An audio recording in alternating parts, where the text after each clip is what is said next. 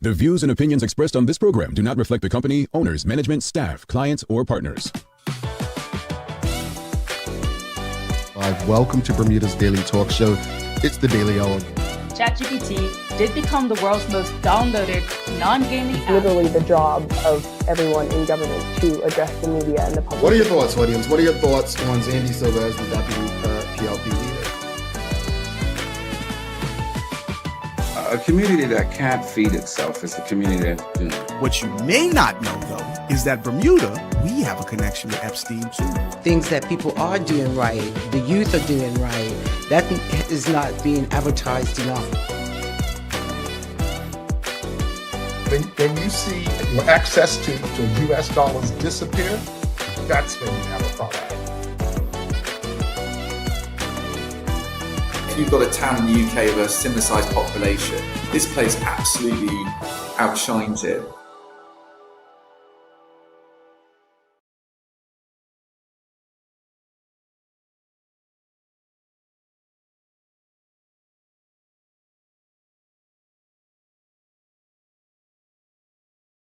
It's Tuesday, the 10th day of February, 2026. Welcome to Bermuda's Daily Talk. It's the Daily Hour brought to you by the BAC Group of Companies, HSBC, Bermuda, Metcalfe, Linden, People's Pharmacy, and Big Love.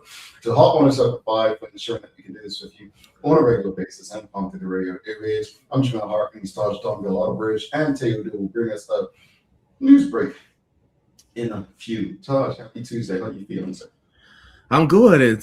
Toronto's just getting out of that below zero temperature. So it's getting a little bit warmer here, but still cold. Below zero sounds freezing, Taj. Yes, it was. Has it snowed up there like recently? No, it hasn't snowed in about a week and a half or so, but it's been very, very cold. Taj just said it hasn't snowed in about a week and a half. It's all relative, I guess, folks.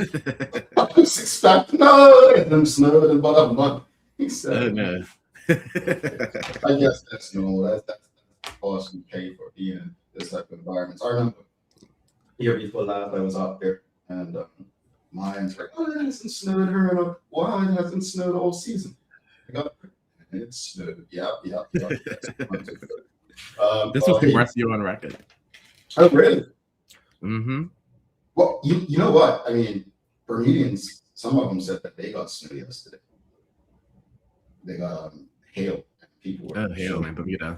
Mm-hmm. Yeah. And they were like, I don't know, this looked like snow, not hail. But, so the Bermudians were excited about it. Cool weather.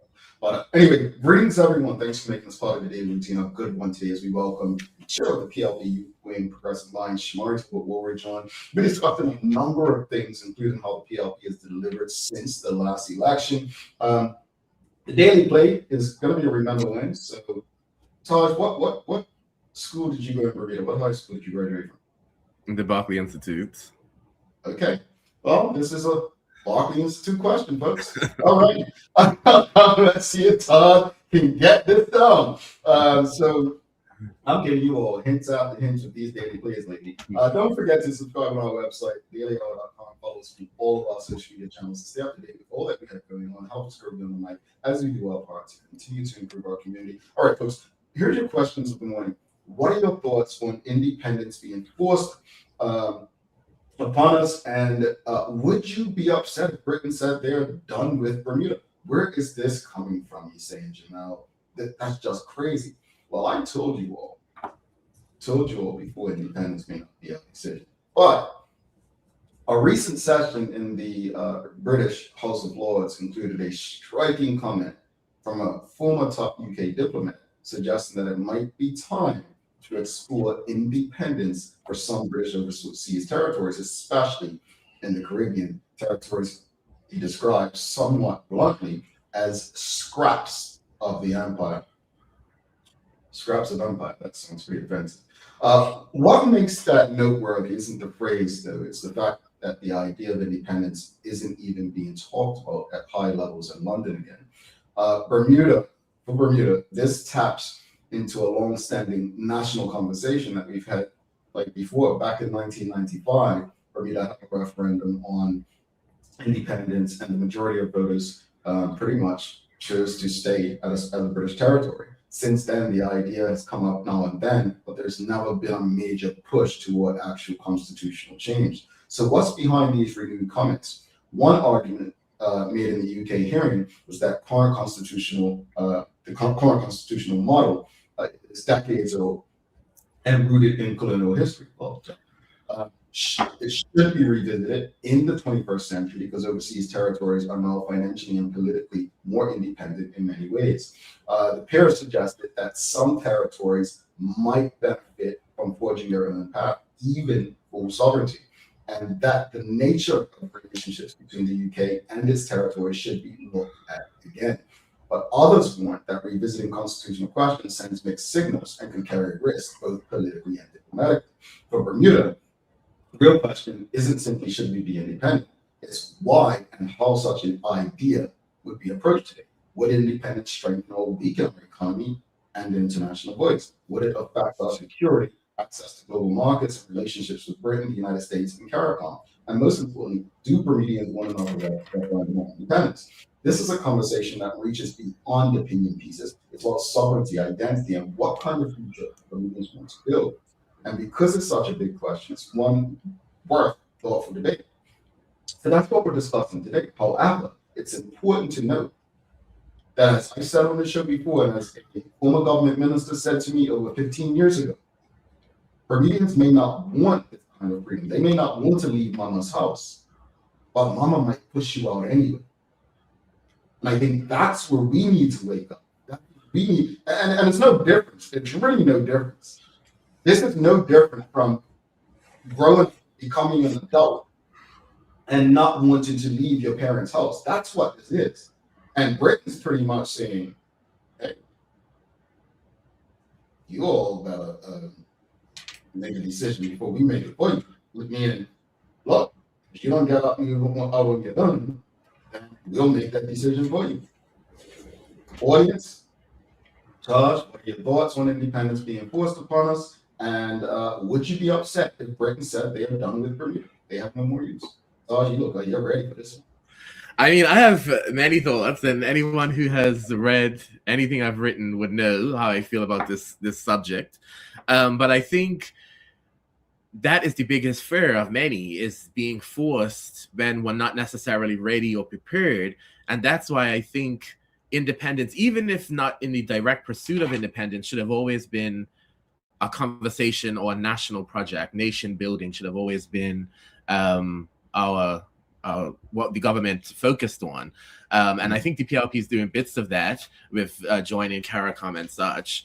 But it's definitely scary. I mean, in these political times, essentially what they were saying was that Bermuda and other overseas territories can become a liability, both for the UK's reputation, but something that someone also mentioned was for the security, because we're part of the United Kingdom, and as tensions grow between the US and the rest of the world, where does that leave British overseas territories? And if we're a liability security-wise for the UK, where does that leave us? Will they just surrender us? Should the US decide to approach Bermuda? Will they defend us? What does that look like in that scenario, which I think is very plausible given Trump's kind of policy, foreign policy. So I think that's a particularly concerning piece there.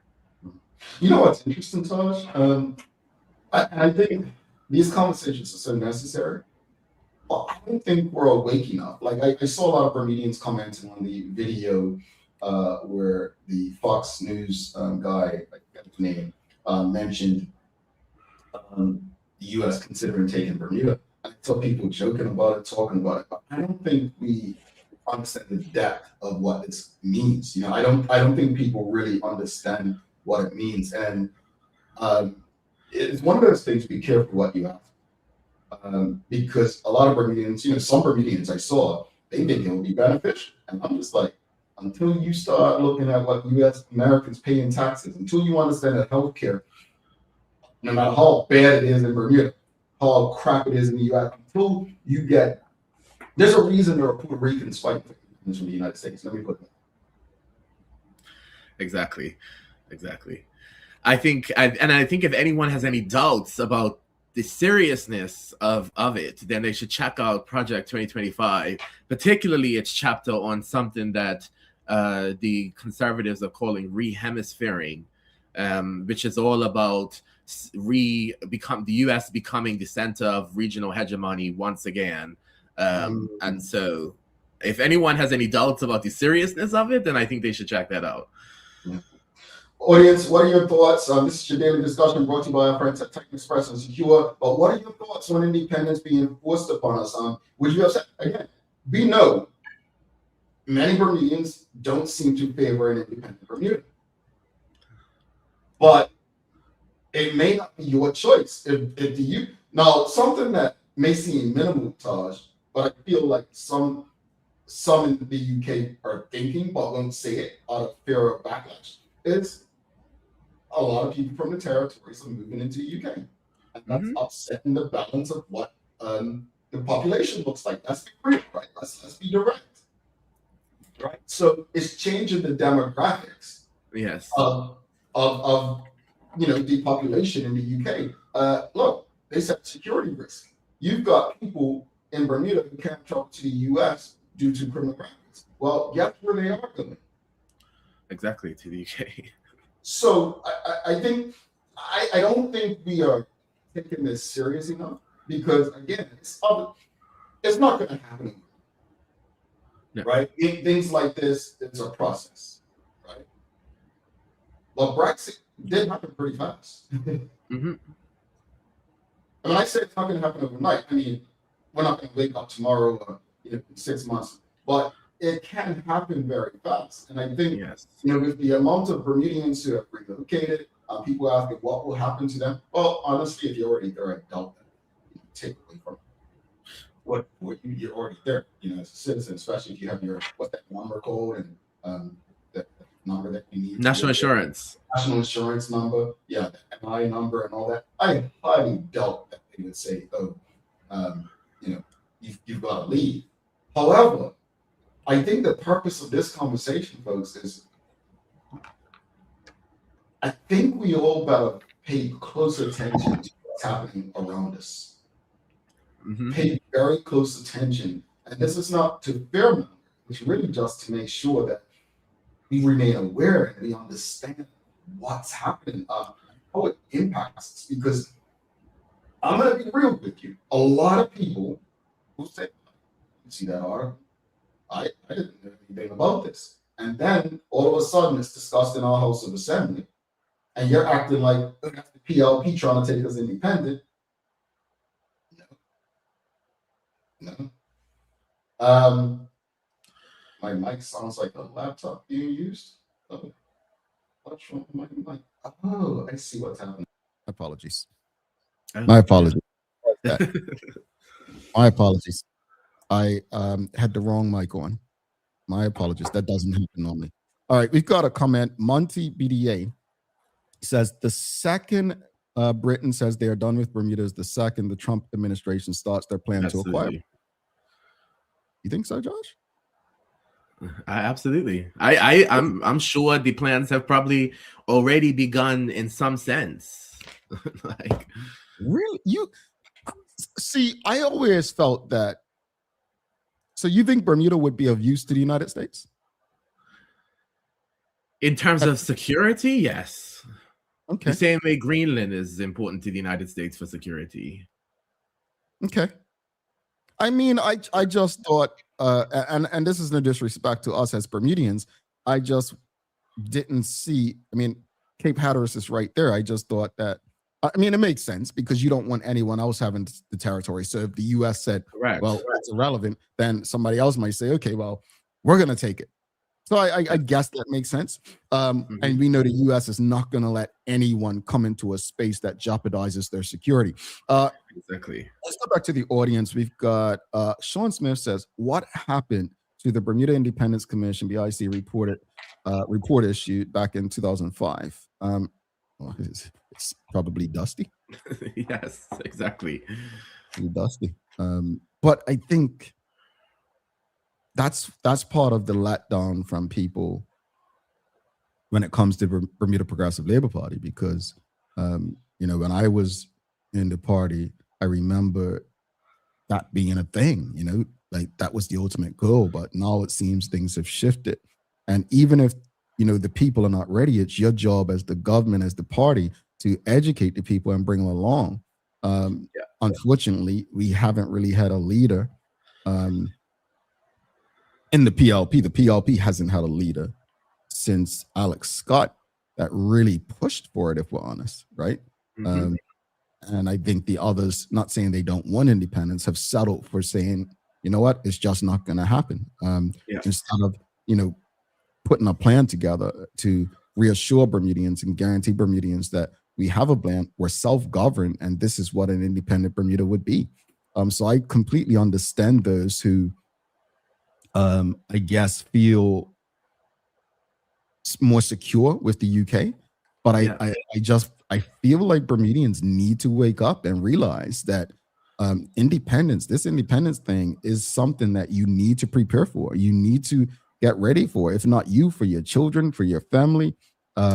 It may not be up to you. It may not be a referendum. Let's go back to the audience. We've got Michael Daniels says, an independent Bermuda cannot consist of two Bermudas united we stand.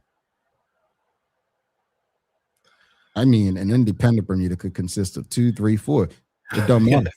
If they say they no longer want us and we're independent, it's going to consist of whatever. I mean, that sounds like a nice riddle, but it's a moot point. Yeah, it really is.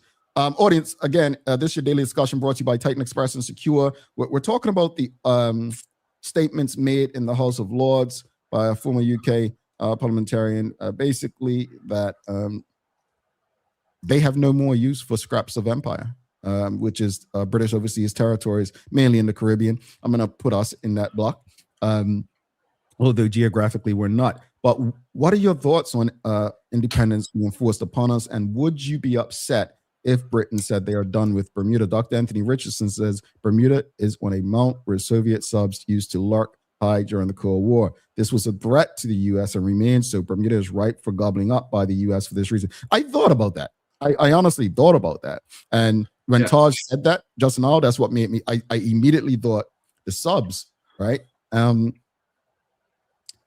Interesting times. Yes. Very, very, very interesting times. I think it's I'm saying interesting rather than scary. Notice my language. And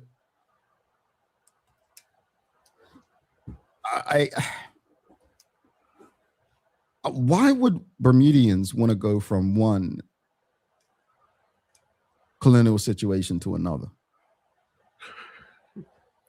I think because we're comfortable. Like, we haven't really dealt with, perhaps unlike, and this is what I think makes Bermuda particularly unique, even in the Caribbean, even from the other overseas territories, is we haven't quite as well at a national level kind of grappled with the ramifications of colonialism that we're still facing, besides kind of the occasional reference from a minister in the House of Assembly or an MP in the House of Assembly, oftentimes from the government, which I find very interesting because the government is the power that is continuing to perpetrate colonialism in most instances.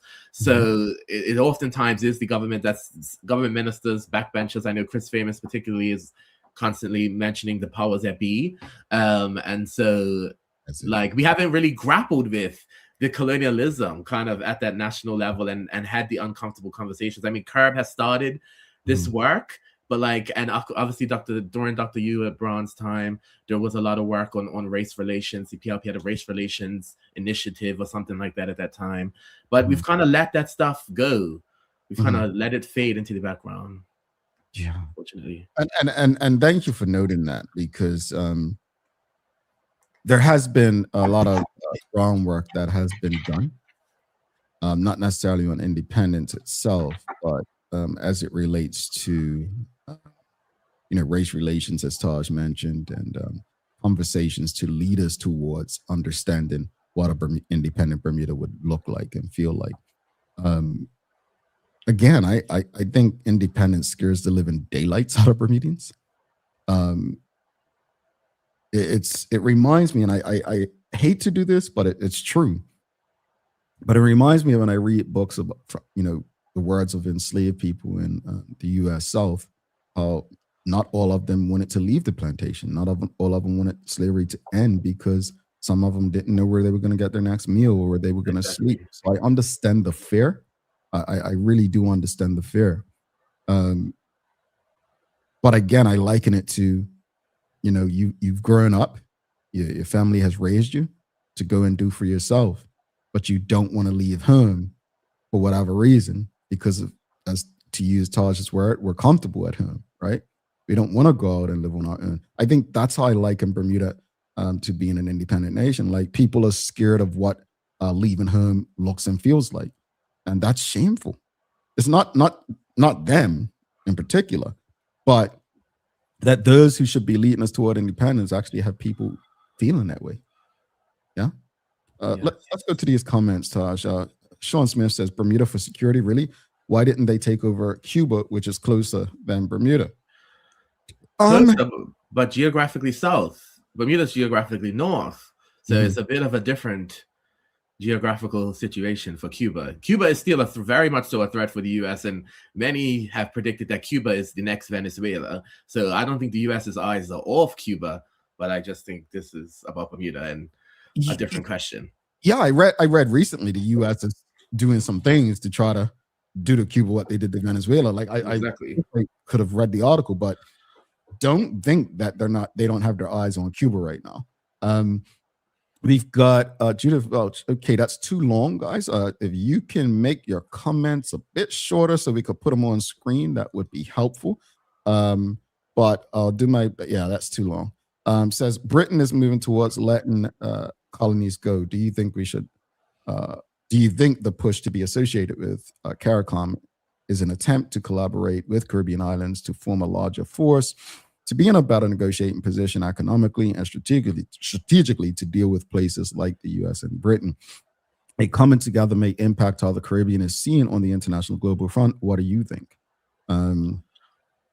Yes, I mean, yes, I think that is why the government, particularly to rearrange deals with the United States, CARICOM, the states are too small on there, and I think Mia Mottley has probably been the biggest proponent of this, but that you need to be unified in order to have a say kind of internationally, because small states on their own, they can make speeches and do such, but they can't really have power in the traditional ways that power is exercised on the international level. So the coming together is necessary, not just it's an attempt, but it's a necessary for us to be able to be on equal footing to strike deals with the United States, Europe, Africa, and so on.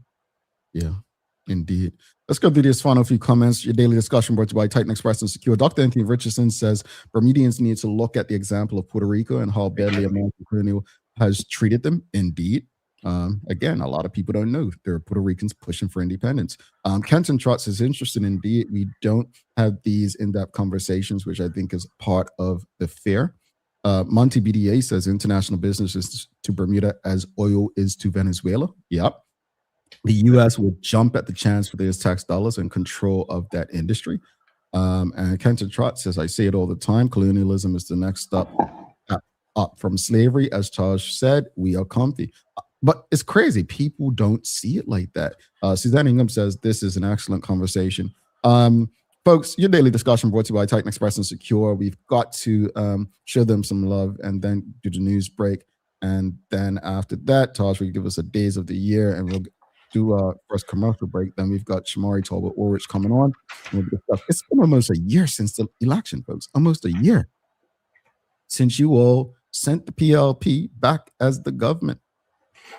Do we have any grades? I want to know how people going to grade the PLP. Let's show some love to Titan Express and Secure. And then, like I said, we'll go to the news break with Theo. Stick with us. The daily discussion is brought to you by Titan Express and Secure. Titan Express delivers safe, professional, and reliable transportation and tours across the island. From island tours to cultural experiences, they set the standard. And Secure is your go-to for property management, waste management, and residential and commercial services. Visit securebda.com. Professional, punctual, and reliable service is their commitment to you. All righty, let's go to Teo Dill for your daily hour news break.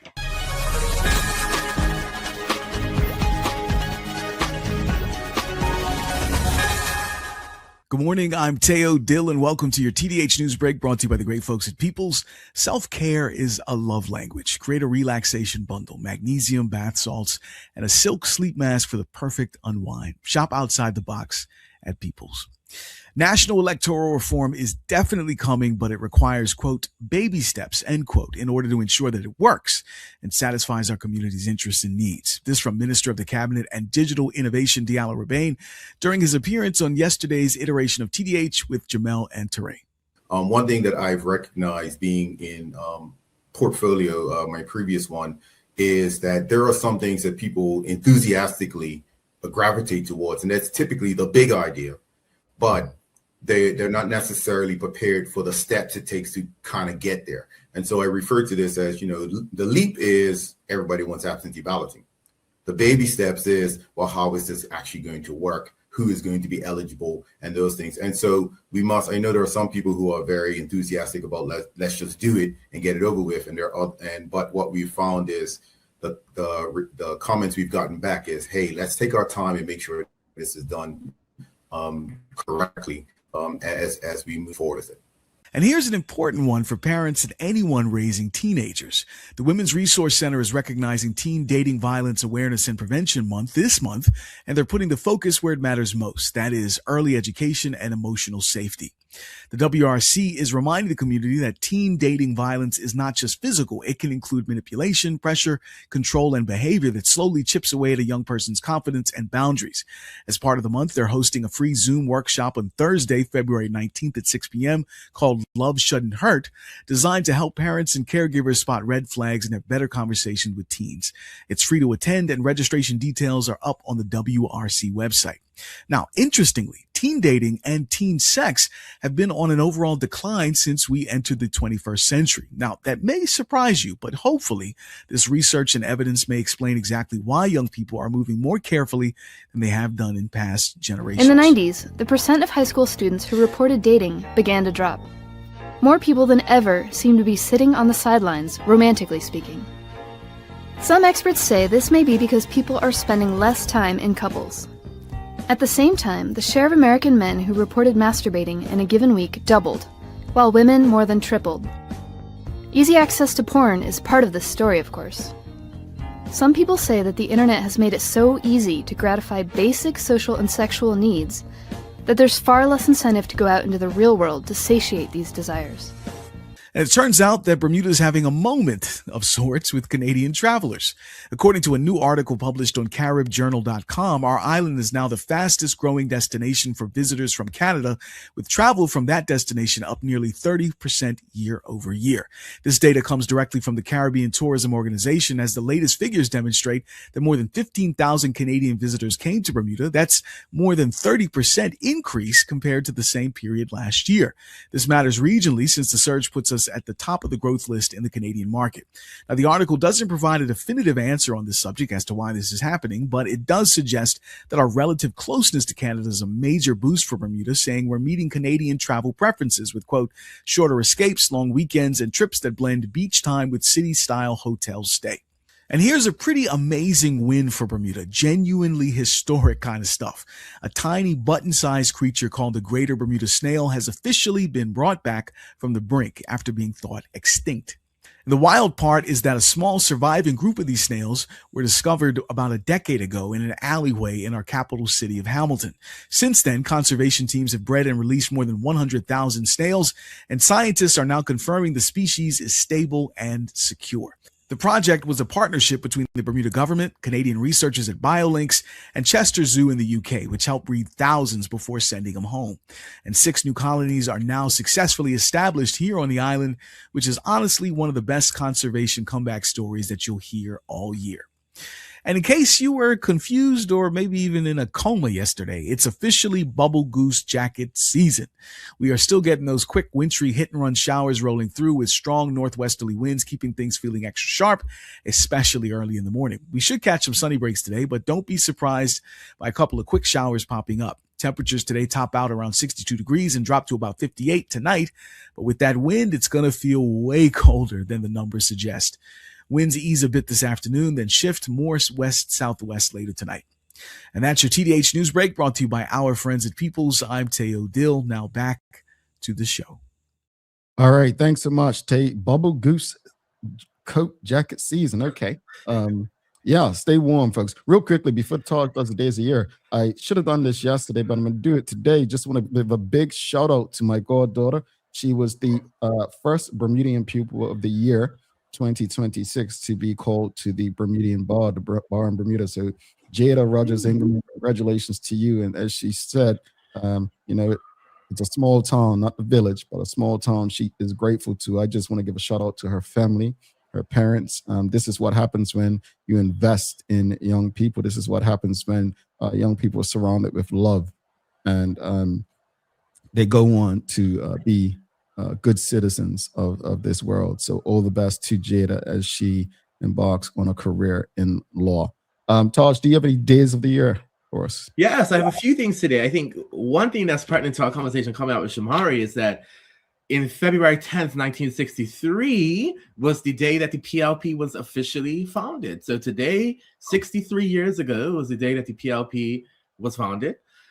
Today is also National Umbrella Day, and it sounds like people may need the umbrella today. My question is also National Pulses Day, and so I have a rather controversial question, perhaps, which is, how do you like your peas and rice? Because pulses are beans. Do you like kidney beans or black-eyed peas? Black-eyed peas, Taj. How you like them, folks? Come on, black-eyed peas. Honestly, I never had kidney beans until I came to the U.S. in terms of in my rice. I'm a creature of habit, so I'm gonna go black-eyed peas. Black-eyed pea audience, what it is? You heard them. What do you like? I'm into kidney beans. I don't know if that is the Jamaican part of me, but I'm into the kidney beans personally. Okay. Yeah, I like the black-eyed peas, man. That's what I grew up on. Sean Smith says black-eyed peas. Okay, black-eyed peas. Keep them coming, audience. Keep them coming. We're gonna take our quick break. We'll come back. Well, we've got Dr. Anthony Richardson, BEP, black-eyed peas. See, that's the Bermudian, right? Yes.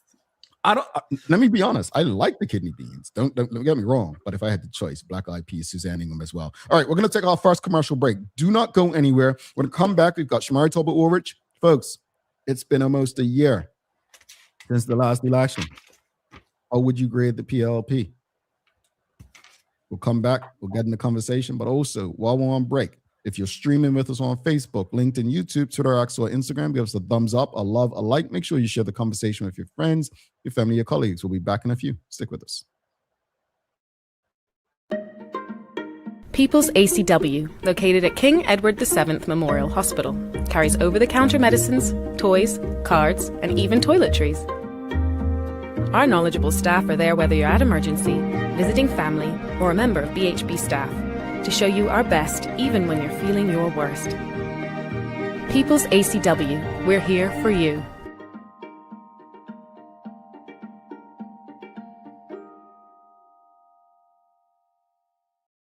Take a look at our workwear for construction workers and tradesmen.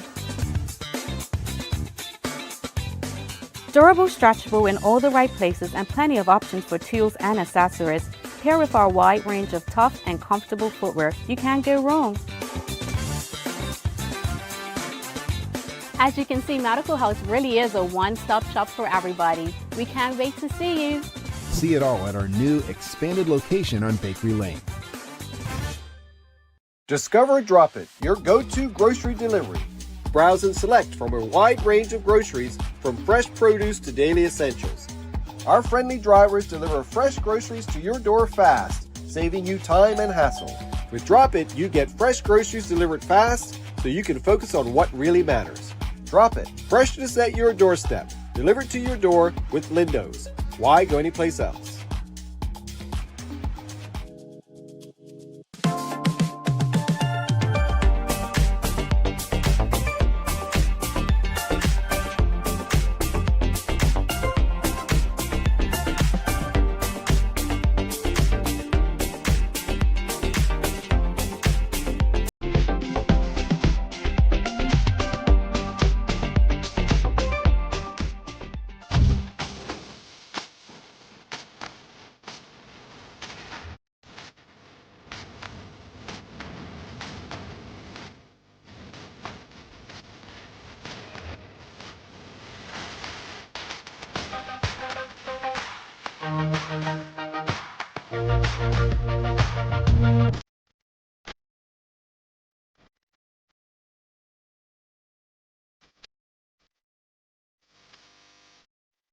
What if the age that really matters isn't the one on your ID?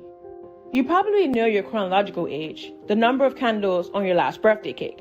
But there's another kind of age that may be even more important, your biological age. This reflects how old your body truly is at the cellular level. It is influenced by your genes, your environment, and the choices you make every day. Two people can both be 40 years old on paper, but one may have the body of a healthy 30-year-old while the other is biologically closer to 50. The difference? Lifestyle choices on nutrition, sleep, stress, exercise, and exposure to toxins. That means you have some control over your biological clock, and that's exactly what makes it so powerful. Because when it comes to aging, it's not just about living longer, it's about living better. Want to know your predicted biological age today? Download the free Carry Genetics app and fill in the lifestyle questionnaire. Alrighty, welcome back to the big show. Taj Donville-Outerbridge, I'm Jamel Hartman. This is the Daily Hour brought to you by the BAC Group of Companies, HSBC, Bermuda Medical House, Lindo's, People's Pharmacy, and big love to Hot 1075 for ensuring that we can pump through the radio areas with these most important community conversations. Folks, do not forget to subscribe on our website. Follow us on all of our social media channels to stay up to date with all that we have going on. Help us grow beyond the mic as we do our part to continue to improve our community. Audience, if you are streaming with us on Facebook, LinkedIn, YouTube, Twitter, X, or Instagram right now, please give us a thumbs up, a love, a like. Make sure you share the conversation with your friends, family, colleagues. We did ask. Todd said it is, we're talking about beans. He asked, what do you prefer in your peas and rice? Black-eyed peas or kidney beans? And we got Kiz's Delight 03 says black-eyed peas. Nicole Walker says, both, but make with kidney. All right. So we basically what she's saying is just going to make us some peas and rice with what she's saying. All right, folks. Without further ado, let's bring on our very special guest for the day. We've got he's the chair of the PLP Youth Wing and stood as a candidate in C9, constituency 9 in the 2025 general election. Just give a warm TDH welcome to Shomari Talbot-Woolridge. All righty, welcome. How are you? I'm great. Good morning. Well, first off, I gotta ask before we jump into anything. Taj has got people, talking about black-eyed peas and kidney beans. What are you preferring your peas and rice? I really don't. I don't have no qualms about any types of beans as long as the rice is nice and soft and my deep dill special and we have good gravy. I don't care about the beans. Those are at least my concerns. Fair enough. As long as the rice is good, I can dig that. Well, first of all, thanks for doing this. This is not your first time on the show. You've obviously been on the show before, but I thought you hadn't been on since the election, but you have. You have been on since the election. Mm-hmm. But for those who don't know you or it's the first time tuning in, just give the audience a bit about your background. Tell them a bit about who you are and what it is you do as part of the Bermuda Progressive Labor Party.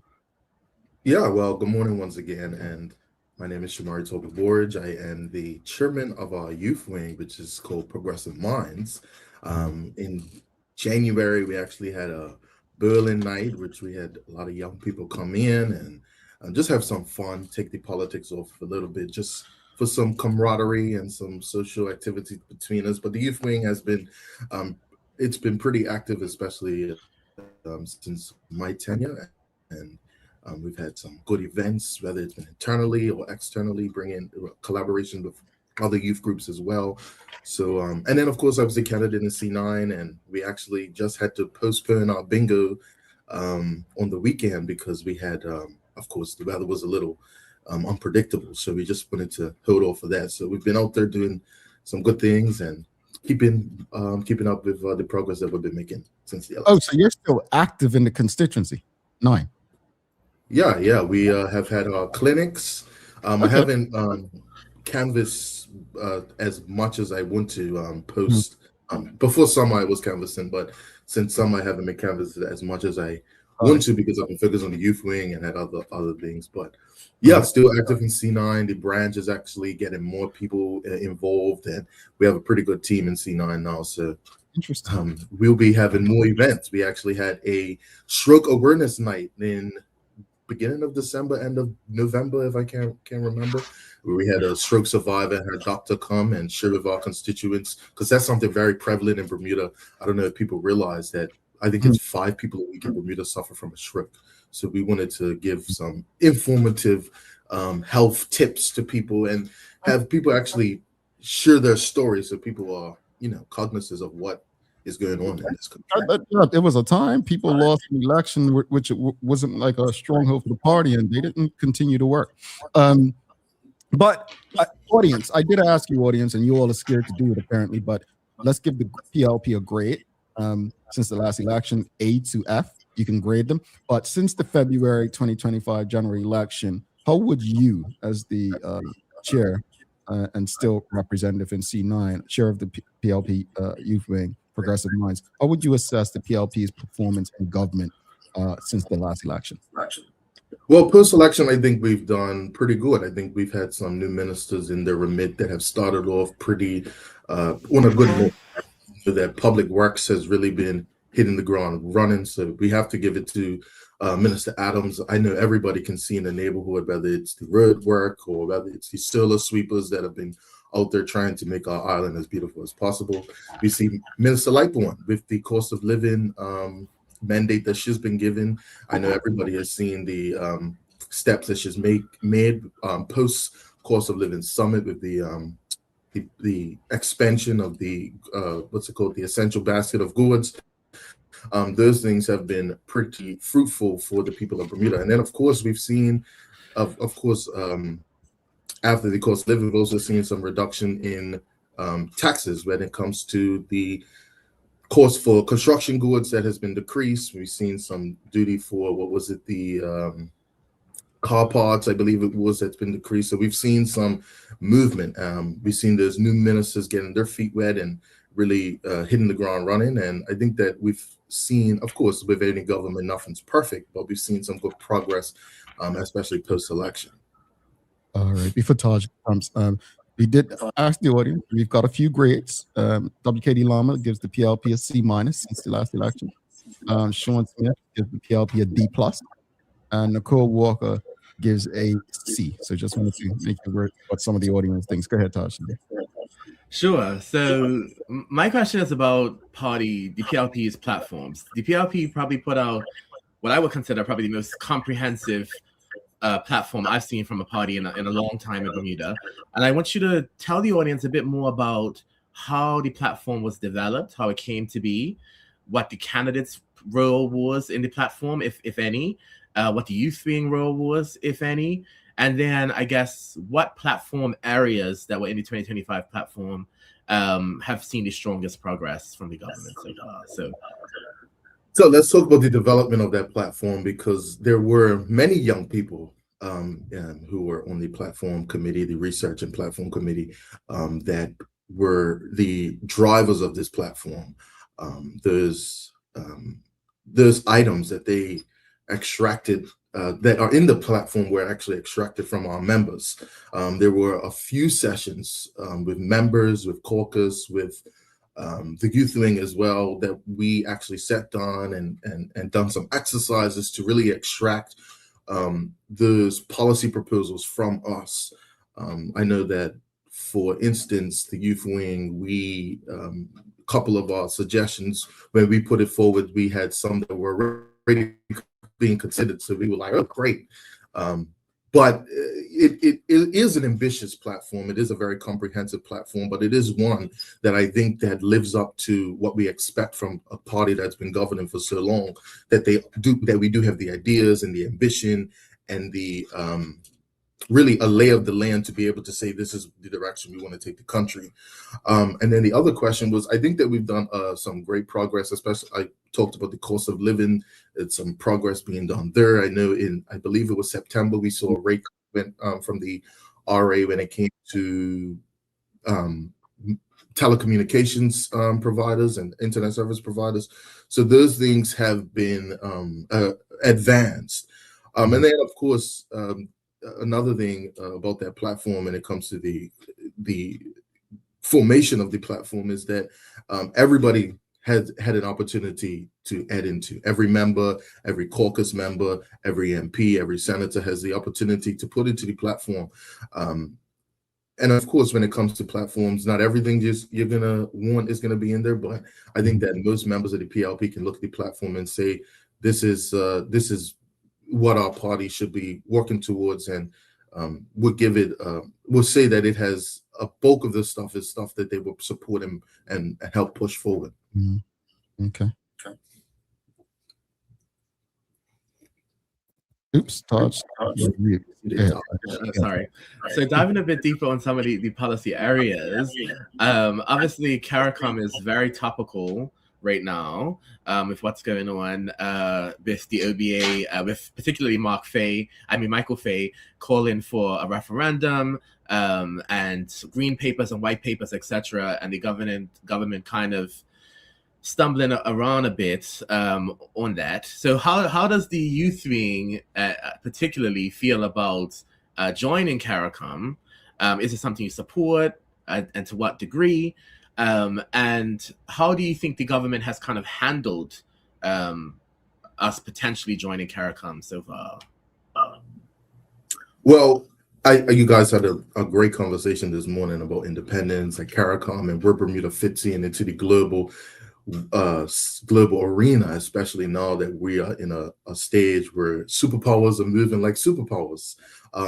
And for Bermuda, especially when it comes to things like independence, and with the UK and murmurs about them possibly dropping Bermuda, and the fur that Bermudians have, Louis Farrakhan once said that Pharaoh has let you go. It is you who must let Pharaoh go.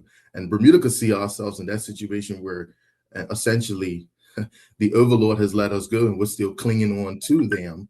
And it goes opposite of what we as Bermudians naturally should be about, because how do we teach our children to swim? How did I learn to swim? I got thrown off the dock to kick. And I think that fur that Bermudians have, we should just take a leap of faith sometimes and realize that we can stand on our own, because at the end of the day, Bermuda's greatest resource is our people. And when we start to believe in our people, invest in our people, and really take that serious, we will see a lot more fruits of our labor and also have more confidence in who we are as a people. But when it comes to CARICOM, I think for myself and for many people in the youth wing, CARICOM is a no-brainer, especially because in this time and age where you have places like Guyana and Trinidad and other countries in the Caribbean who are seeing opportunities when it comes to their natural resources, when it comes to oil, when it comes to Guyana now is one of the largest, they're really, when it comes to food, they have an abundance of food that they're creating and distributing amongst the Caribbean. They're called the breadbasket of the Caribbean right now because of the independence that they have when it comes to food security. So this is not just about Bermuda wants to just join up with a bunch of other countries and being a club. It's about joining a diplomatic bloc that is going to give us advantages when it comes to trade, when it comes to security, when it comes to a slew of things. And another another area that people forget when it comes to CARICOM is that what it was a year ago when when Liberation Day happened, and the United States put these $1 million port fees for any Chinese-made vessel. CARICOM had to come together as a unit and engage in something called diplomacy. We had to go out and as a unit, we had to lobby and engage with the United States government to understand how this would affect our countries and it really indirectly affect their country, but how it will in fact affect the entire Caribbean. And when we engage in that diplomacy as a unit, as a bloc, as a diplomatic bloc, instead of us going it alone and individually, we saw a lot more reception from the United States, and there's port fees were waived for the small vessels because we don't have these mega ships that are coming like other countries. So those port fees were waived for the small vessels, and it is because of CARICOM and Bermuda coming together and saying, let's delve this issue out, not in our silos, but together as a unit and as a bloc. And that unison helps us get our point across much more clearer. As a quick follow-up, I will say I haven't heard many super negative things about CARICOM. I think the issue people are having is more so with how the government is handling it. So I want to hear what you think about how the government has approached handling CARICOM and our potential membership, particularly given the opposition's calls for a referendum and the PLP and the current government's kind of lack of response to that particular ask.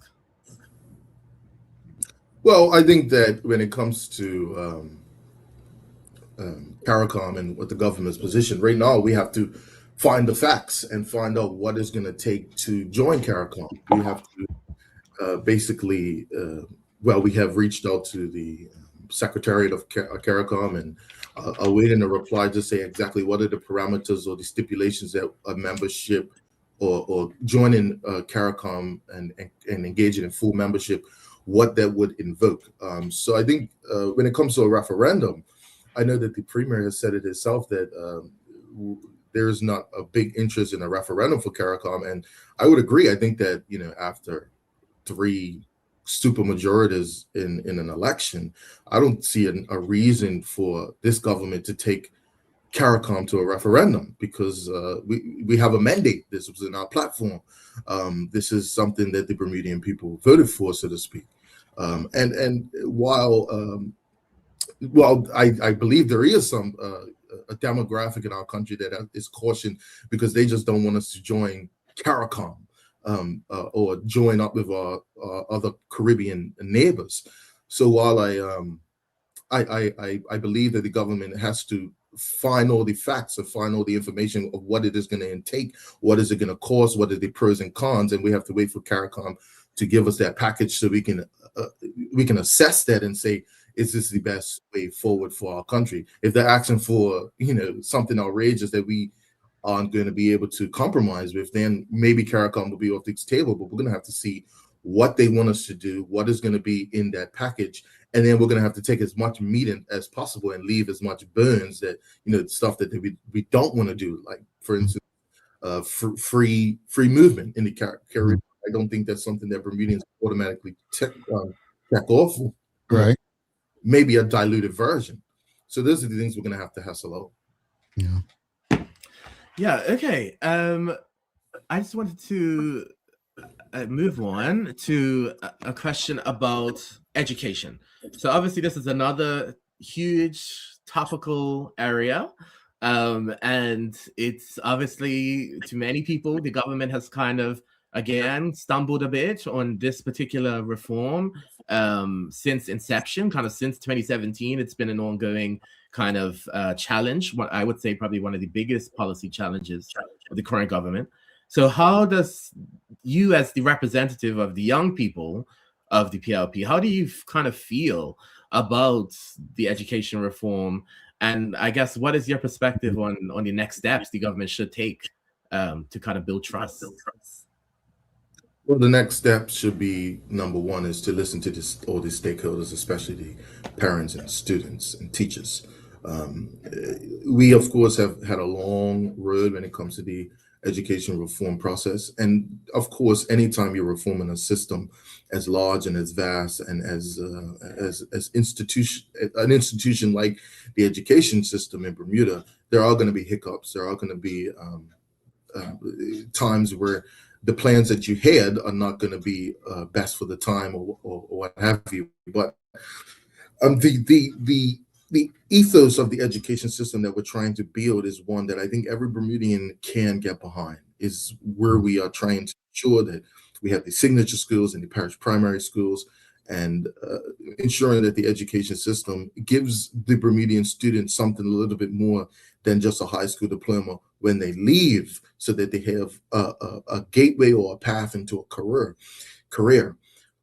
And I think when it comes to, yes, there have been some hiccups in the reforms, but like I said, that's going to happen in any system that you're trying to reform. What we need to do now is ensure that any steps that we're doing it's clearly communicated to the people, ensuring that everybody knows what we're doing, and we're not making any steps without ensuring that the stakeholders are the first ones being considered and consulted.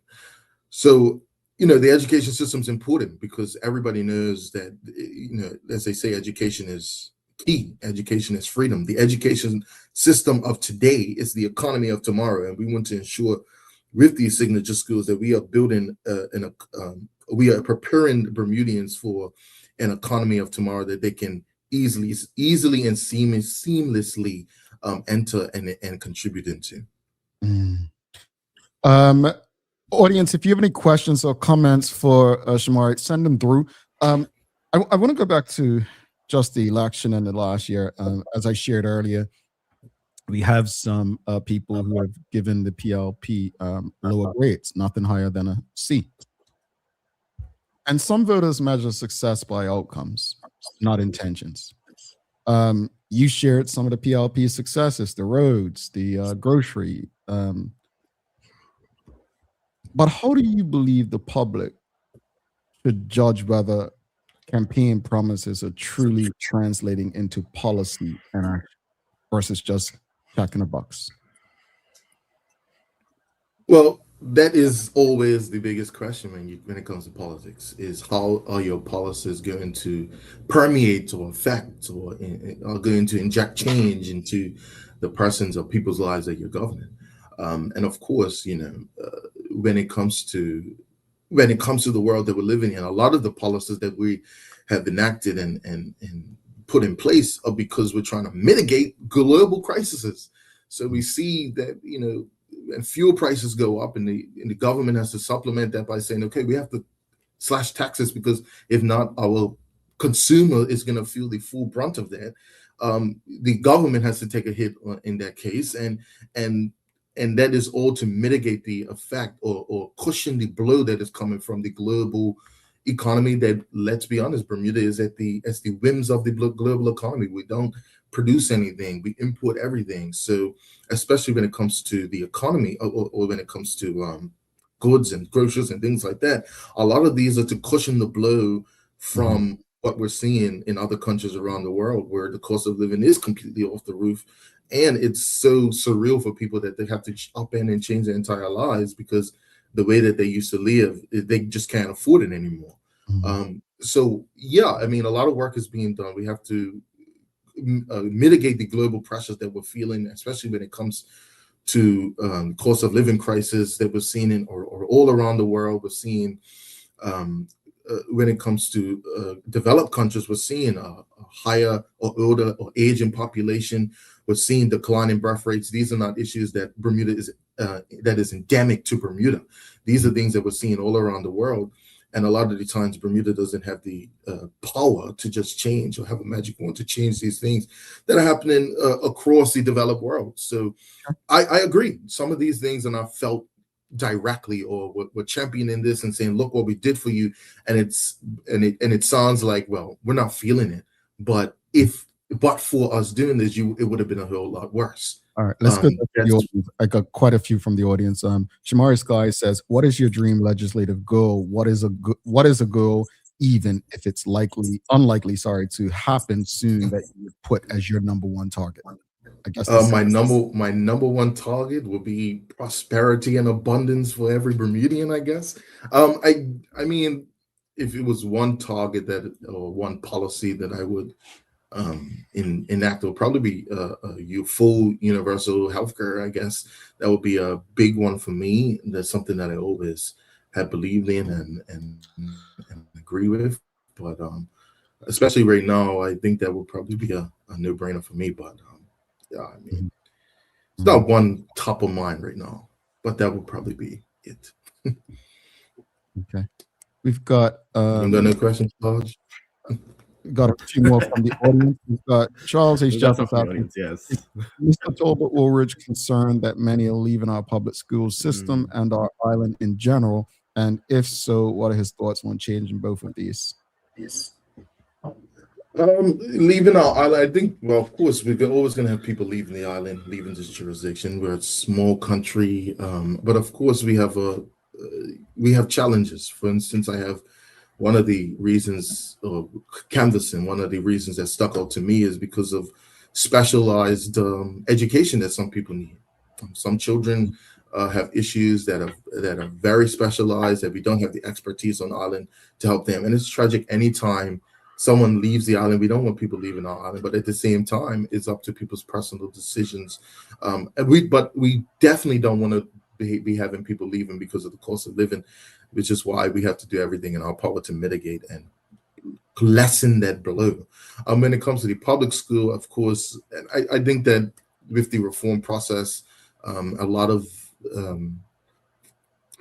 parents are leaving the public school system in terms of going to private school. I think that is sometimes because of the reform process, we just need to be more communicative to the parents and whatnot, so they understand what's going on. Because what it would seem like, if we're not really communicating, is that it would seem like that some parents are not fully understanding or grasping what we're doing. So if we can communicate our message and get people to understand and execute on that, I think that we will see a reversal in that trend. We've got Judith Welch asking, when will the public get a report about the government cyber attack, and how will they prevent or manage the next one? Now, this has been a topic of conversation recently on this show, and people are still waiting for answers. Can you share anything that you may know about this? I am not the person to ask Ms. Welch. I don't have any information on this cyber attack or any impending report. I do believe there was something put out by the Joint Select Committee last week sometime, or the week before that, but I don't have any further information above what the public already is privy to. We discussed independence earlier, as you touched on earlier in this conversation. And, people ask me, what are my concerns? And I thought, I don't even discuss it because I have no faith in Bermuda. And I say this with love.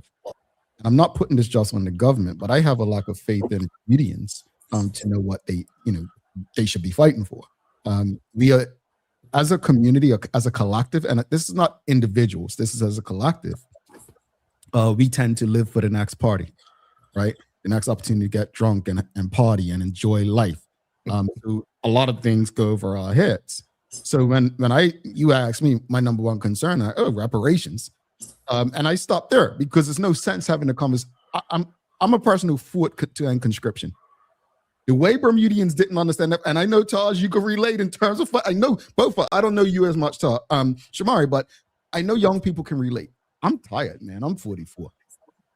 So although I know what I would love for the government and the people to do, my energy, my energy and desire is to put into young people who want to amplify their voices and so on. But I share all that to ask you, as a young person who's trying to make a way and trying to, the minister for the cabinet office and digital innovation shared something scary yesterday. Only 20 people under a certain age, young people, were registered to vote in his constituency. Like so many are disconnected. How do you feel your role to get the conversations about independence or reparations and bring young people along? How important is your role in doing that? Well, it is vital, but let's be honest, it's a tough ask because I get demoralized myself. It's a tough role to be in. Anybody who is in public life, or especially public political life, would understand that it's taxing, it's time consuming, and some of the time it's thankless. When it comes to my peers, I mean, I start with my friends. I have some of my friends that I, just what's it called, each one teach one, just one person at a time type of thing, because you wish that you could just go up and write one speech and give one speech and everybody would just flock to you and all of a sudden everybody's politically engaged, but you really have to be on the ground, talking to people one by one. It took me a while to get a few of my friends to sign up for the PLP, and all they signed up and they're saying, you know what, I'm ready. I have an energy about them. So I would say stay consistent, make sure that you're relatable, you meet people where they are. It is a difficult process, but at the end of the day, it also starts with each and every one of us at home. A lot of the times, my family wasn't as political as other families. I'm the weirdo who's just politically inclined like this, but relatable. Yeah. so you have to just go one person at a time, talk about things that relate to. I have a friend, he joined the PLP because he likes sports, and I told him about, if you think you're so good at this, and why don't you just do it? And he wasn't that politically inclined person, but when you start talking about sports and sports body governments and things like that, that's when he's like, oh, I'm turned on now. So that was his end, is by giving them things that they can relate to, because and niche areas where they would excel in, and where their expertise is. Mm-hmm. What grade would you give the PLP since the last election? Well, since the last election, I'll give them a B. I think that we've done, like I said, I think I listed off a few of the accomplishments that we have done. There are some things that I think that we could move with a little bit more urgency, and that will be, deduct points for that. But a B would be a satisfactory grade. I think that a fair grade, let's say that. Okay. Taj, should we share all grades before we let him go? Yeah, we can. You go first, Taj. I mean, I think I'm with the majority of the audience. I think the PLP gets a C minus from me. Okay. I'm in agreement with you. I would say a C. And the reason I wouldn't give an F, and I know some people are harsh, the reason I wouldn't give an F, because they're trying. Yeah. The things he's listed, the roads were a big concern. But where I think the PLP is falling short, and you can take this, is it obviously is a PR strategy, like we've never seen before. When we've had 2 mass shootings last year, and after the election, the premier did not have a public press conference. The premier, as the leader of the country, needs to be visible at times like that.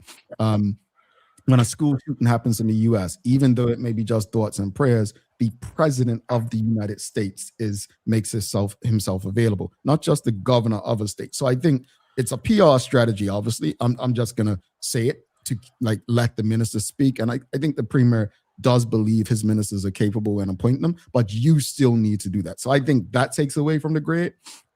Also, the schools, as people have asked, the schools have not improved. Public education, Bermudians are still leaving in droves. Nothing, in my opinion, while things are happening, nothing has really worked to say, oh, this is getting Bermudians back. So for me, I will have to say, I'm going to be a bit more gentle, a C+, because the effort is being made. I will not sit here and say that the PLP is not making inroads or at least trying to make inroads. No, as a former C student, this means that, you just got to work harder. Yes. It doesn't mean you're horrible and just stay where you are. It means, you know what, I think I'm only a C student. Let me get to work for the people. And I think Levette Pemberton says it best. We all have to work together. And as I say on this show all the time, Shomari, governing Bermuda isn't just about the people who are elected. The general public, we have a role to play in this. Mr. Charles Jeffers says, a B. I hope Mr. Talbot-Woolridge has a successor picked out, as I don't think that the party leadership would appreciate that. I think they will. And I think they'll appreciate that his being honest. I think. A B is a good grade. It was a B. The B is the best they could get. I agree. But before you let out, one last thing. Looking ahead, what should Bermudians expect from the PLP of the next phase of this term? There's a leadership contest coming up this year. I made my 2 predictions with Teray and Taylor at the end of last year. I said, 1, Robert King will not be the leader of the opposition by the end of the year, which, well, I should have said the end of the first 2 months. And then I said that Zandy Silva will be Bermuda's next premier as of the end of this year. Those are my 2 predictions. But looking ahead, what do you believe Bermudians should expect from the PLP going forward, and how will the party ensure that it remains accountable to the people who elected them? Well, we're going to ensure that we continue to have people like myself and other people within the party, that first we hold the party accountable internally. So when the opposition is in disarray, you can still account that there are voices in the PLP who do question and probe and consider all the options. Expect from the PLP in the future for the rest of the year, you can see a complete comprehensive electoral reform completed and put into the House of Assembly. We can expect that. There are many. I also encourage people to look at what your branch is doing. There are many branches in the PLP that are active, not just myself. I know that I have been out there having events in my constituency, but Joanne Bull-Burgess, I know that she has an event on Valentine's Day with her constituents. So look at what the branch is doing. They're always doing something. They're always, whether fundraisers or informative sessions. So look at what they're doing and also consider joining. You don't have to be a card-carrying member of the PLP and wear a green shirt every day, but you can join for 3 years and see what it's about and see where you fit in and see if this is an organization that is the vehicle for the policies that you want to see in Bermuda, because at the end of the day, that's where all policies will come from, the people and the public, right? So I would just say, keep on the lookout for many more policies coming down the line, and I hope that you will consider dabbling into the PLP universe. Oh, been there, done that. Taj, you been there, done that too? Yes, been there, done that. and I say that not to be rude, disrespectful, but man, I credit to young people who get involved at a young age. I do. Haven't been there. I do. It's a lot, but I don't know if I said this publicly on this show. But when people ask me, would I get involved politically? Would I get involved? And I said, there's a difference between politics and activism. Once people get into politics, it becomes power first, people second, whereas activism is usually the cause and people first. And so while there may be some good people in politics, there's a lot of good people in politics. At the end of the day, no matter what your political ideology is, power is always paramount. And no one can tell me otherwise, because that's what politics is. It's maintaining power so that you can do what you believe is best for people. So it's going to be power first. That makes sense. So for me, it makes a lot of sense. If you don't have no power, you can't have no wheel. You don't have no wheel. So you do need to obtain power. And I think that sometimes it's what you do with that power. And it's, do you want the job for the power, or do you want the power for the job? Yes. And power is and power has to be earned from the people. It's not obtained. It's not taken. It's not any of those things. It has to be earned. And I think that politicians sometimes forget that part. Yeah. Just like respect, it has to be earned. Power has to be earned too. And once you get this power, like as they say, it's a huge responsibility. I highly disagree that respect has to be earned. If a child walks across me today, that child has my respect. They don't have to earn it. They exist as a human. I've said that on this show many times. I think respect's very different. The fact that if I don't know you, you don't have to earn my respect. You have my respect as a human. No, you can lose it. You can lose it. But I take your point in the point you were making, but I think respect's different. I think part of that is why we don't respect others, because we feel like that person has to earn something from us. No, we're human beings. All three of us, respect each other, I believe, at least I think. For whatever reason, there's something about us. And for me, you didn't have to earn that. Now you can lose it, right? I mean, if you'd have came on her and gave the PLP a A triple plus, you might have, well, I'm joking. But Shomari, thank you for this. Honestly, thank you for being open. And as someone said in the audience, WKD Llama, Mr. Talbot-Woolridge gets an A for answering the questions. Indeed, we appreciate you engaging. We appreciate you sharing your perspectives, but also I'm going to put this might annoy my colleague Teray, but for showing up and taking the heat when the minister didn't show up recently up in the West. Please, well, thank you. At least somebody's grateful. Oh, please ensure that doesn't happen again. And I will note that I did hear when Teray said she would endorse me for the next leader. So maybe it won't be. Maybe your prediction will be wrong. Teray said that. No, Teray, he gave him a B. We ain't endorsing. No, I'm joking. Look, man, have a good one. Don't be a stranger. Definitely appreciate the conversations with you and young people who are still involved. All the best going forward, and I'm sure we'll talk soon. Yes, thank you, and thank you guys for having me. And like I said, look out for any events and whatnot that Progressive Minds or the PLP is putting on, and of course the policy that's coming down the pipeline as well. Alrighty, Shomari Talbot-Woolridge, folks. If you appreciated that conversation with him, if you're streaming with us on Facebook, LinkedIn, YouTube, Twitter, X, Instagram, please give us a thumbs up, a love, a like. Make sure, Taj, you want to answer this question before we go to a quick break? Emily Gill, MP Gill says, Taj, what would improve the grade from your perspective? What'd you give him, a C minus? Yes, a C minus. I think anyone who knows me knows I'm particularly passionate about LGBTQ plus rights and inclusion, and I think that's a huge shortcoming of the PLP and has been for a while. So that's number one. And then, of course, they need to clean up the act on education, and they need to definitely shine more light on universal health care, which Shomari mentioned would be his number one priority, but the PLP seems to have let that fall to the back burner. So I would like to see that taken more seriously. Okay. Yeah. Well, I wonder why she didn't ask me what would improve my Taj's opinion. Okay, feel you is more worthy. He, more intellectual, whatever. No, thank you for that, Taj. We're gonna take a final break, folks. We've got Daily Play coming up. Barclayites. If somebody gets this answer before a Barclayite, give up your title. Give up your title. All right. Stick with us. Do not go anywhere. In the meantime, if you're streaming with us, give us a like, love, follow, share the link with your friends, your family, your colleagues. We'll be back in 3 minutes, 28 seconds. Dreaming of expanding your business?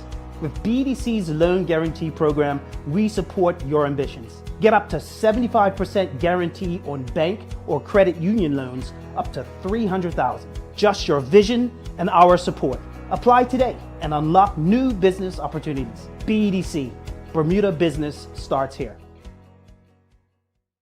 Looking for the best care for your pets? Noah's Ark Feed and Supply has everything you need, from top quality foods to toys and supplies. We've got it all. Join our frequent buyer program and earn rewards every time you shop. Plus, we've been awarded the Clever Customer Initiative program for helping you save more. And don't forget, we open an hour early on Saturdays so you can get a head start on your pet care. Visit us today or shop online for easy pickup or delivery. Your pets will thank you.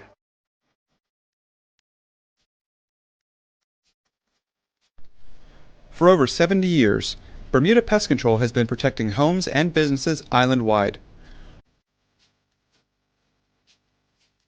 We offer a full suite of services, including rodent control, termite fumigation, and general insect control and maintenance. Our team of experts will quickly and efficiently eliminate any pest problem you may have. With Bermuda Pest Control, you can enjoy a pest-free home in no time. We're committed to providing fast, reliable, and solution-driven services for our customers. It's what we've been doing since 1952. Call Bermuda Pest Control today and say goodbye to pests for good.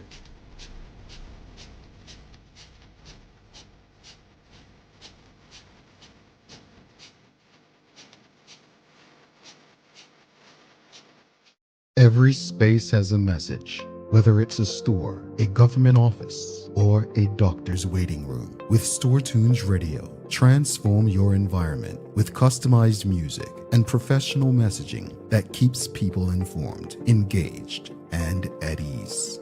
Easy to use, built for organizations of every kind. Powered by Bermuda Communications Group.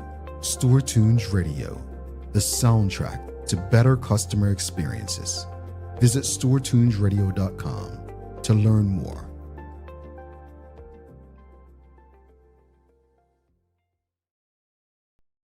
The Office of Consumer Affairs protects residents by promoting fairness, safety, and transparency in the marketplace across the island. We investigate complaints, manage recalls, educate the public, and enforce consumer protection laws to ensure fair treatment for all. Our team supports consumers by resolving disputes, providing guidance, and helping residents understand their rights and responsibilities. We work with businesses to encourage compliance, ethical practices, and trust, helping create a stable and competitive economy. Through education, enforcement, and outreach, Consumer Affairs helps keep Bermuda's marketplace safe, informed, and accountable.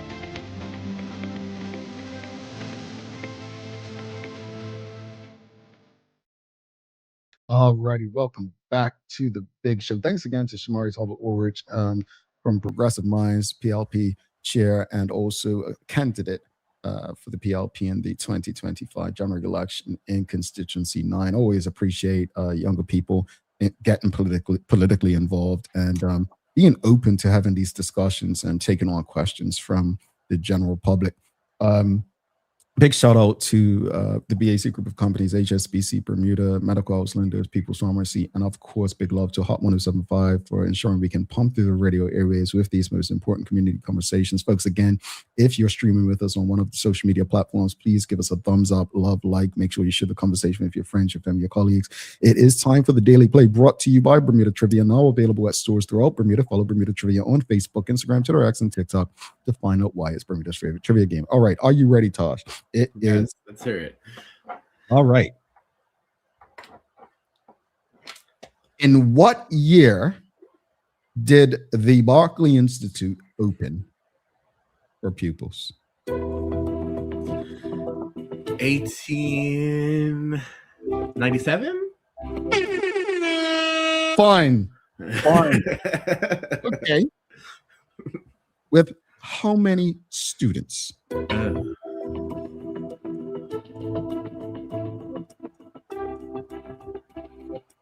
20 something? 12, 24, 5, 6? I don't know. I'm just guessing. You were close. Wow, Nicole Walker. Yes, 27. 27. You literally stopped at 26. Oh my Yes. Yeah, 1897. Everybody got it. Ivis and Nicole Walker. So, Ivis, Nicole, did you all go to Barclay as well? Rachel Bill, yep, Barclay. Ike. Did you all go to Barclay? I didn't know this. Man, I didn't go Barclay. They didn't let me in. They said you weren't smart enough, Jamal. Whatever. I'll just go up the hill to Northlands. Or, well, up across the street, But hey, these are some interesting facts we're learning. But Tosh, let's wrap it up. We got to get out of here. But final thoughts on this morning's discussion with discussion about independence first, and obviously the discussion conversation with Shomari Talbot-Woolridge. I'll say Bermuda needs all of its people to be on to nation building and having conversations on independence. It can't just be us on the Daily Hour. It can't just be the MPs in the House of Assembly. These conversations have to happen every day.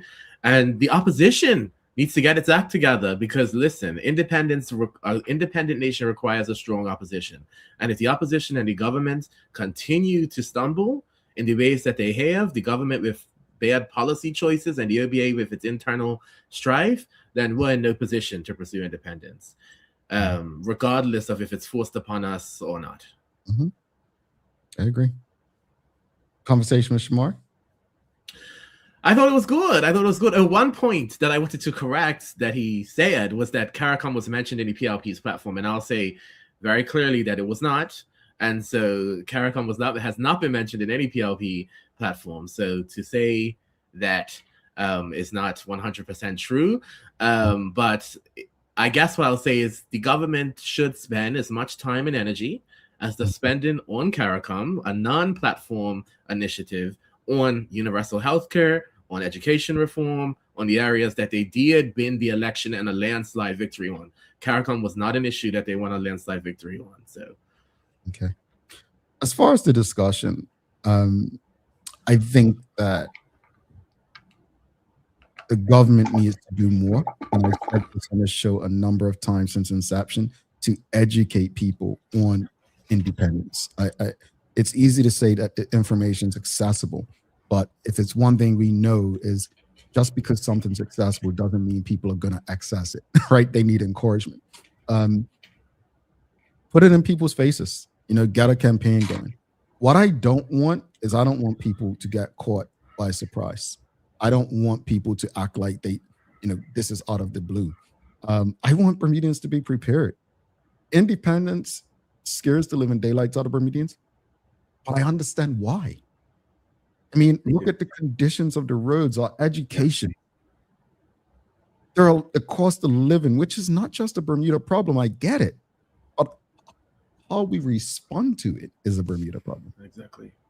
How we respond to these things. So as far as independence goes, I just need Bermudians to, I know we have a culture where we just love to live for the next party, to drink, to dance, and to do whatever it is. And I know politics isn't everybody's thing, but this isn't politics. This is life. Yeah. As far as the conversation with Shomari, it's tough for me because as much as I dislike a lot that's been done by political parties and politicians, you've got to give credit where it's due.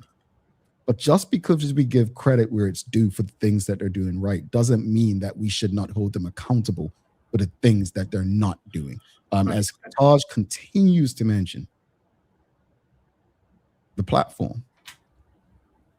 Now, I said this after the 2017 election, that the OBA governed so horribly, and not saying that what they done was bad, but how they engaged Bermudians was horrible. I'm like, you all don't have a big enough advantage to be this arrogant and dismissive of the people. But what they did was, once the PLP won, the PLP was able to create such an easy platform at the time that they were just tick, done. Why? Because the OBA made promises like a referendum on gaming. They made promises like right to recall. Like, they made all these promises in their platform and didn't follow through on it, right? And that's where the PLP said, okay, well, we're just going to, we'll say, okay, we're going to say the sky is blue. And tick, we said it. You get me? So I think I appreciate that the government is making some efforts to do things. The problems are obvious. The solutions seem easy. But I think what Taj is saying, what's happening with universal healthcare? What's being done to address the education system as far as reform? It's a train wreck every time we hear something. Violence is a problem still. Yes. So there's work to be done. And all I ask is that the government continue to engage Bermudians and Bermudians continue to hold them accountable. Taj, do you have any daily inspiration before we head out? I do. It's a long one, so stick with me. As a society that prides itself on the value we place on democracy, we are equally committed to the democratic process by ensuring that we will consult with and be guided by the will of the majority, which may be by way of referendum, before independence will take place. There is an implied duty in the latter commitment. It places an onus upon us, the elected representatives of the people, to govern so as to prepare them for this eventuality and to embolden them to seize the opportunity as it presents itself to realize that goal. Now, this quote is from then Senator, now Minister Kim Wilson to the UN. So I share that because I want the PLP to be reminded of their roots. Wow. Well, then, I would love for one of her colleagues are tuning in, to ask her to reflect on that and to get her thoughts today. Thank you so much for that, Taj. I greatly appreciate that, folks. Please do not forget to subscribe on our website. Follow us on all of our social media channels to stay up to date with all that we have going on. Help us grow beyond the mic as we do our part to continue to improve our community. Thanks again to our partners, the BAC Group of Companies, HSBC Bermuda, Medical Oils, Lindos, People's Pharmacy, and big love to Hot 1075 for ensuring that we're able to pump through the radio areas with these most important community conversations. As always, we appreciate you, we love you, and we thank you for making us part of your daily routine. If all goes well, we'll be back to do this again with you tomorrow.